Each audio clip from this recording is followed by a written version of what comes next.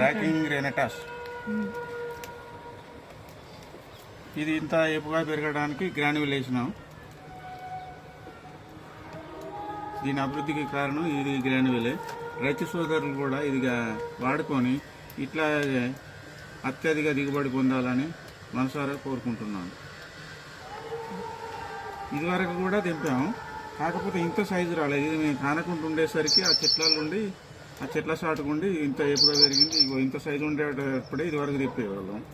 కానీ ఈసారి మాత్రం ఎంత అంటే 2 కిలోల 700 సైజు పెరిగింది. రైతు సోదరులు కూడా ఇలాగే వాడుకొని అత్యధిక దిగుబడి పొంది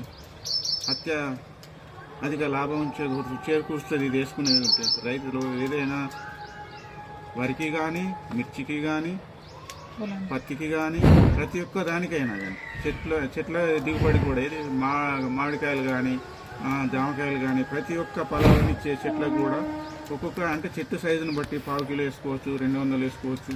అట్లా పంట వచ్చే కాలానికి పంట వేపుగా అంటే ఇప్పుడు మామిడి చెట్టు ఉందనుకోండి, అది పూతకు వచ్చే టైం, ఆకు రాల్చే టైం వరకు ఇగురు వచ్చే టైంలో వేసుకోవాలి.